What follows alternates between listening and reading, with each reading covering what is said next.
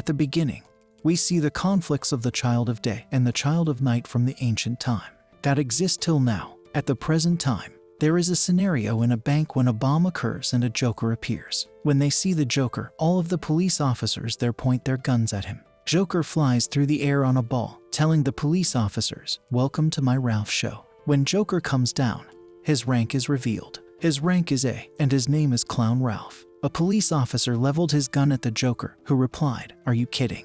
And he picked an object from himself and hurled it towards him, and the object hit the police officer, causing a blast. A school bus pulls up outside. Joker sees the school bus and says, "It's time to leave." Hearing this, they came out from inside, packed all the money, and handed it over to the Joker. Two of his pals kidnapped a woman and her child and proceeded to the school bus. It's seen that the woman is governor's wife. The masked driver said let them go. After that, the things don't go well for them. Here Joker comes and grabs the door. He sees his man is thrown out of the bus, and the driver comes out, says, "Then my fight is against a villain."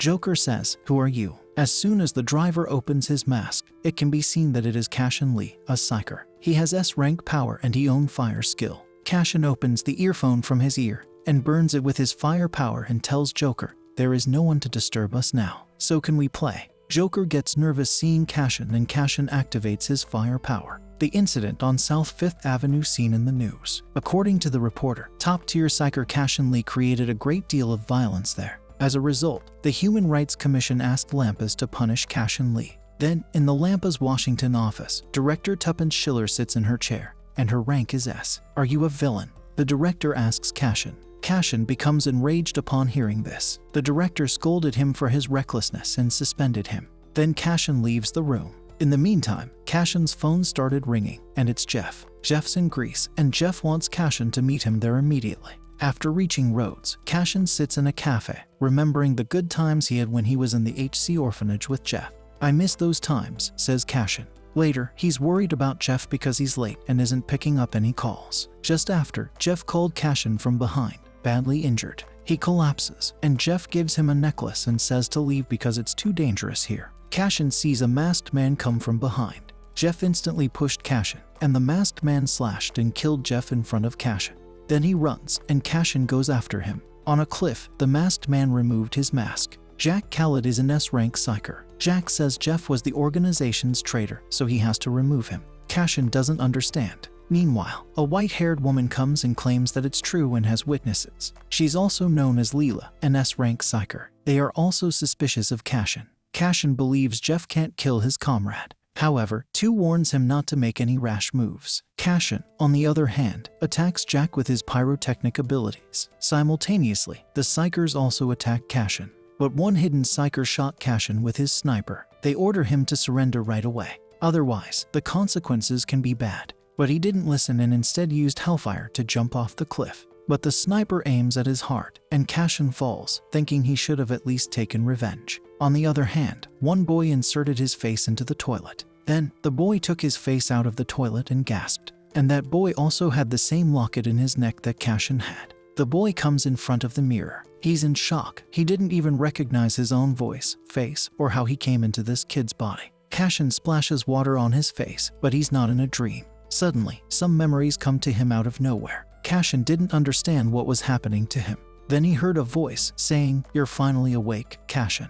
A strange-looking being emerges from the necklace. Its name is Moros, an ancient noble spirit, making Cassian curious. Following that, two are discussing Cassian's revival. Moros saved Cassian after his death. Also, Jeff passed Moros on to Cassian in order to protect him. He learns Jeff was looking for a legendary sword from ancient times. He takes out his phone and sees in an article that Cassian was corrupted and Jeff was killed by Cassian during the battle. He understands that Lampas is trying to frame him. Because of the rage, he feels some strange power in him. On the other hand, some bullies are waiting outside for that boy. One fat boy coming towards them, and he says the boy isn't in the toilet. When they found out that the boy wasn't dead, they decided to bully him again. On the rooftop, Cassian wonders why he turned into a villain after the reincarnation.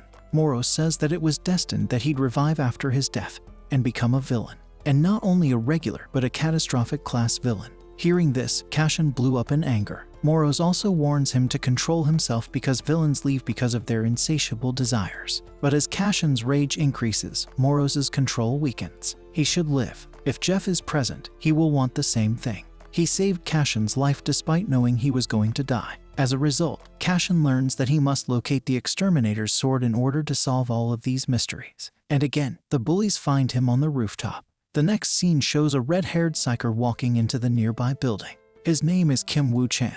He has the same flame ability as Cassian, and his rank is unknown for now. The bullies started to piss Cassian off, and as we know, Cassian is in a really bad mood now. Moros warns him to stay under control, otherwise, the consequences will be really bad. One bully came and tried to slap Cassian, but he punched him, and he fell to the ground. Seeing this, another one came, and Cassian knocked him out again with one hit. The main bully is stunned to see that this boy is doing all this. However, Cassian dodges his attack and hits him straight in the face. The second hit is in the stomach. Cassian picked him up again to beat him, but someone intervened. Says to stop right there. Cassian sees that it's Kim. Kim says, "What's the point in hitting such a weak and useless person?" In the meantime, the bully tried to attack Cassian from behind, but he knocked him down with a side kick. Then Kim grabs him, but Cassian hits him, which Kim blocks. Cassian is amazed by Kim's flexes. Moros tells him that his opponent is a psyker. He can't win in this state. Kim tells him to stop and gives him a bandage. Cassian takes it and leaves. Kim is surprised that he knocked on 3 of them alone. Cassian later attempts to log into Lampas, but he learns that they have cancelled his membership. He asks Moros, "How do you know that the person is a psyker?" Moros explains, he uses his power of insight. Cassian realizes now that he can only rely on this villain's power. Moros suggests that he learn to control his desires or emotions. Otherwise, anger will consume him, just like any other villain. So he tries to change by raging. But Moros explains that's not going to work. You should just imagine it.